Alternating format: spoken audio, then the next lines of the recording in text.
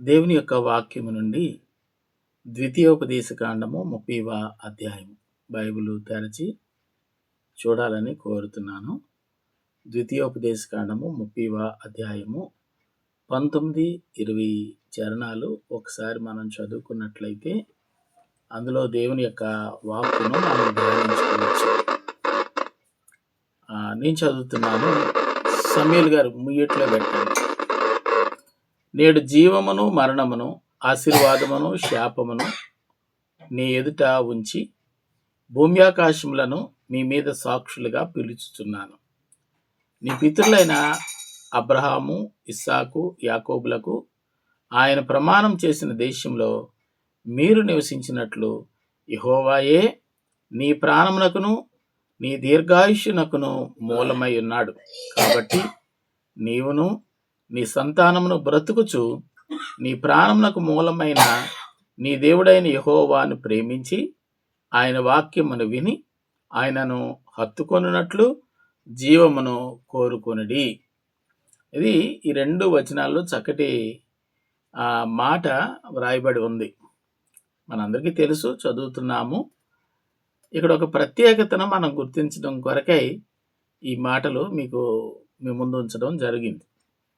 ఈరోజు మనం అందరం జరుపుకుంటున్న క్రిస్మస్ ఆరాధనకు మూలం ప్రభు అయిన క్రీస్తు. క్రీస్తు ఎందుకు కొన్ని వేల కోట్ల మంది చేత పూజించబడుతున్నాడు, ఆరాధించబడుతున్నాడు, కొనియాడబడుతూ ఉన్నాడు? ప్రజలందరూ క్రీస్తుని ఎరగక మునుపు ఎంతటి తీక్షణమైనటువంటి విగ్రహారాధికులైనా, పూజలు యందు ఆసక్తి పరులైనా, ఈరోజు క్రీస్తుని ఎరిగిన తర్వాత వాటన్నిటినీ ఎందుకు విడిచిపెట్టి మహిమ కలిగిన దేవుడిగా గుర్తించి ఆరాధించగలుగుతున్నారు? ఆయనలో ఉన్న ప్రత్యేకత ఏమిటి అని ఆలోచన చేస్తే ఈ 2 చరణాల్లో కనబడుతున్నటువంటి మాట అదేమిటంటే, సర్వశక్తిమంతుడైనటువంటి దేవుని గూర్చి వ్రాయబడి ఉంది, ప్రభు అయిన క్రీస్తుని గూర్చి వ్రాయబడి ఉంది. సర్వశక్తిమంతుడైన దేవుడు దేనికి ప్రసిద్ధుడో, ఆయన కుమారుడైన క్రీస్తు దేనికి ప్రత్యేకించబడిన వాడో వివరంగా వ్రాయబడి ఉంది. దేవుని గురించి వ్రాయబడినటువంటి మాట ఏమిటంటే, ఆయన జీవమును మరణమును, ఆశీర్వాదమును శాపమును మన ముందర ఉంచాడట. మనుషుడు ఏం కోరుకుంటాడో తన స్వేచ్ఛకు విడిచిపెట్టినట్లుగా ఆ భాగంలో చూస్తాం. అంతేకాకుండా దేవుడు వాగ్దాన దేశంలో ప్రవేశించడానికి ఏదైతే భక్తులకు దేవుడు వాగ్దానం చేశాడో అందులో ప్రవేశించాలన్నా, దీర్ఘాయుష్మంతుడిగా ఉండాలన్నా, ప్రాణమునకు నెమ్మది కలిగి ఉండాలన్నా, ఈ 3ంటికి కారణం ఎవరంటే సర్వశక్తిమంతుడైన దేవుడే. వాగ్దానం పొందడానికి, ప్రాణానికి నెమ్మది కలిగి ఉండడానికి, ఒక మనుషుడు సుదీర్ఘకాలము బ్రతకడానికి కారణం ఎవరంటే ఈ జీవమును మరణమును ఆశీర్వాదమును శాపమును మనుషులు ఎదుట ఉంచినటువంటి సర్వశక్తిమంతుడే. అతడే మూలం. అయితే ఈ భూమి మీద దేవుడు అనుగ్రహించిన స్వాస్థ్యమే కానివ్వండి, మన శరీరంలో ఉంచిన ప్రాణమే కానివ్వండి, మన ఆయుష్కాలమే కానీ అది పొడిగించబడాలి, క్షేమకరమైన స్థితిలో ఉండాలంటే మూలమైన దేవుని ఆరాధించమని ఇక్కడ లేదు. ఇది మీరు పొందాలి అంటే, ఈ విధమైన బ్లెస్సింగ్స్ నీకు దొరకాలి అంటే, అంతేకాకుండా నీవును నీ సంతానము బ్రతకాలి అంటే ఏం రాయబడి ఉందో తెలుసా? దేవుణ్ణి ప్రేమించాలి, వాక్యాన్ని వినాలి, వాక్యాన్ని హత్తుకొనాలి. ఇవి 3 చేయగలిగితే దేవుడు నీకు ఏదైతే వాగ్దానం చేశాడో ఆ వాగ్దానాన్ని నీవు అనుభవించడం మాత్రమే కాకుండా నీ ప్రాణానికి నెమ్మది, ఈ భూమి మీద దీర్ఘాయుష్యు నీవు కలిగి ఉంటావని దేవుడు చెప్పాడు. చాలా సులువు కదా. దేవుణ్ణి ప్రేమించడమో సులువే, వాక్యాన్ని వినటమో సులువే, వాక్యాన్ని హత్తుకోవడం సులువే అనిపిస్తుంది. కానీ దేవుని ప్రేమించడం చాలా కష్టం.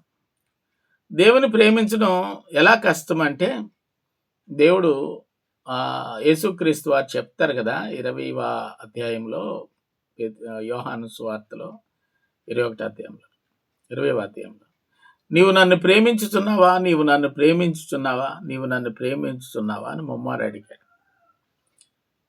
నేను ప్రేమిస్తున్నాను అని నేను చెబుతున్నాను, కానీ ఆ ప్రేమ దేవుడు స్వీకరించేటంతగా ఉందా అని ఆలోచన చేస్తే ఎన్నో ఫెయిల్యూర్స్ చూస్తాం.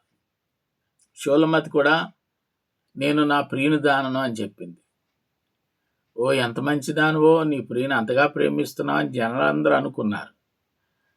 ఇంత నన్ను ప్రేమించే వ్యక్తి తన గృహాన్ని దర్శించాలని ప్రియుడు వెళితే తలుపు తీయలేని దుస్థితి. చెప్పుకోవడానికి చాలామంది దేవుని ప్రేమిస్తున్నా అని చెప్తారు, కానీ ఆ ప్రేమ బైబిల్లో పరమగీతాల్లో రాసింది మరణమంత బలవంతమైంది. అటువంటి త్యాగం ఉంటేనే తప్ప దేవుణ్ణి ప్రేమించలేదు. మరియ దేవుణ్ణి ప్రేమించింది, దేవుని వాక్యాన్ని ప్రేమించింది, వాక్యాన్ని హృదయంలో దాచుకుంది కనుక తన జీవితంలోకి నిందలు వచ్చినా స్వాగతించింది, అవమానం వచ్చినా స్వాగతించింది.